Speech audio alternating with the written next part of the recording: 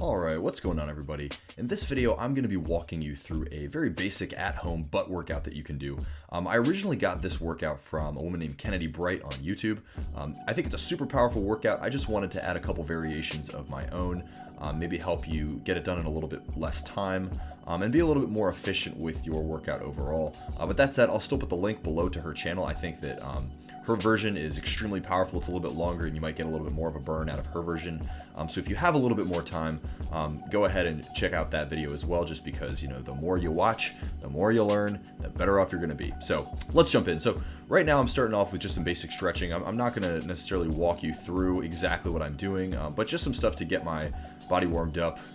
You can see that I kind of bail out of this split at some point here, but the bottom line is just to get your legs warmed up, get your butt nice and loose, and get yourself ready to do a workout, because even at home when you have no weights, still a lot of potential to hurt yourself, so you want to be nice and limber when you start out. Now, for those of you that might want to be following along, this is not necessarily a follow-along workout, so as soon as you kind of get the basic idea of each movement that we do, I want you to pause the video and then go ahead and do 15 reps. I'll put the rep and the set splits that you can do, and then we'll break it down at the end of the video as far as what exact split that I want you guys to do that I think you should do.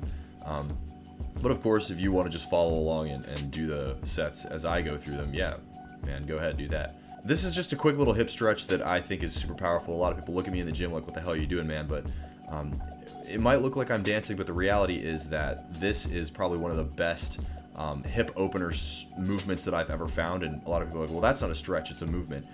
But it's probably the most effective hip opening movement that I've ever worked with, like I just said. So you're going to do 5 circles one way, 5 circles the other way, but really simple. And if you start to implement this every single day, you'll see a lot of power from it. I have a video on my YouTube channel that's a morning stretch that you can do, and it has that included. So go check that video out. So the first movement that we're going to do is this little sit down kick movement. Again, I learned this from Kennedy Bright. I'd never done this movement before, but I do find that this is a really powerful movement for the side glutes, and you'll feel it a lot just because you kind of have to hold your leg up, but also that kicking movement really helps to open your hips up. Now, doing it on the other side, you'll see that I'm struggling a little bit, but that's just because I have a lot of impingement in this hip. But still, I find that not only does this strengthen my butt, but it's also helping me to loosen up those hips a little bit and relieve that pain a little bit. So that's another little benefit that you can find. The next movement that we're going to be doing is the hip thrust. So you'll see that I'm just doing it on the ground here. Now, as I do this, you'll see that I'm trying to kind of really go slowly. I'm not trying to just push as hard as I can and you know, go all in or something, like I'm trying to burn myself out. I'm trying to really squeeze at the top and then let myself fall back down and let that tension kind of fall out as I come back towards the ground. But you'll hear me talk about this in a lot of the workout videos that I post, is just that if you go slower, that just means you have more control. That just means your slow twitch muscles are, you know, getting stronger. Your abs are getting a lot stronger.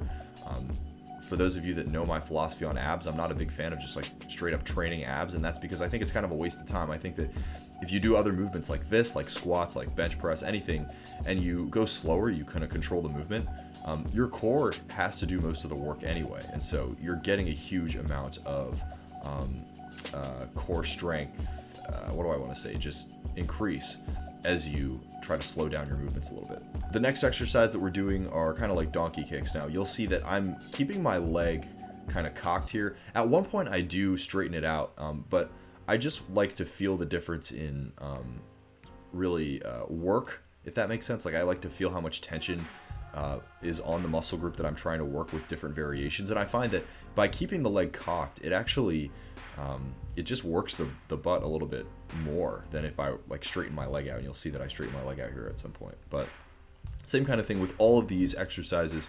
All you're doing is just 15 reps. If you know, whatever the movement is, if it's 2 different legs, you're going to do 15 reps on each side.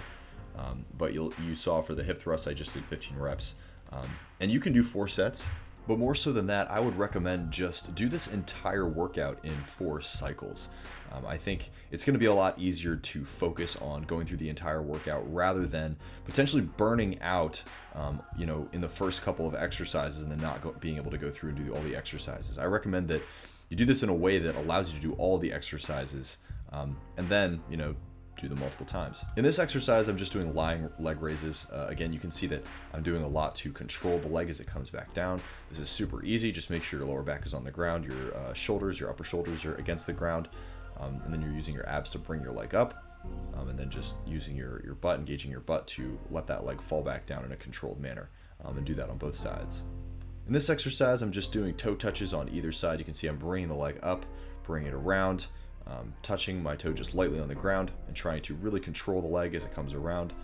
Again, with all these exercises, guys, they're simple exercises. They look really simple. The point more than anything is just to control the movement, and that's where that butt engagement really comes into play. As you control the movement, the butt engagement is what is helping you to do that. That and your core, of course. Same kind of thing, just 15 reps on each side, and then move on to the next exercise. Finally, what I'm doing are just some sumo squats. You can use an actual object for this. You can see like I'm pretending to hold an object. Usually I would use a kettlebell or a single dumbbell or something like that. I just didn't feel like going and getting one.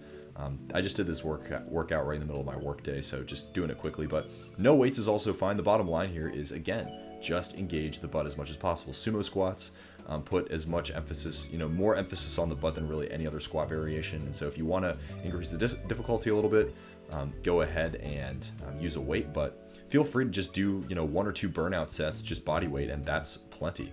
Finally, I just wanted to hit you with the split I think you should use. Whereas the original poster of this workout, the woman that I found the idea for this workout from, says that you should do 15 reps per exercise per side. So ultimately, some of these exercises you'd be doing 30 reps overall, but then 4 sets. I think that you should just run through the entire thing, in one set per side per exercise, but then run the entire thing 4 times. And again, I think you should do that just because you don't want to burn out too early and then skip some of the exercises. I think it's better to do all of the exercises and get a really well-rounded set of movements in, and then run it more times if you need to make it a little bit harder for yourself. So I hope this video is helpful, you guys. If you like this kind of video, subscribe to my channel and hit that little notification bell so you know my videos come out. We'll most likely have more workouts in the future. I also have a free Facebook group below where I offer all kinds of workouts, meal plans, and some mindset tips and tricks on occasion. This group will eventually be a paid group, but for now it is free, so go ahead and sign up. And until next time, you guys, I send you much love, and I will see you soon. Bye-bye.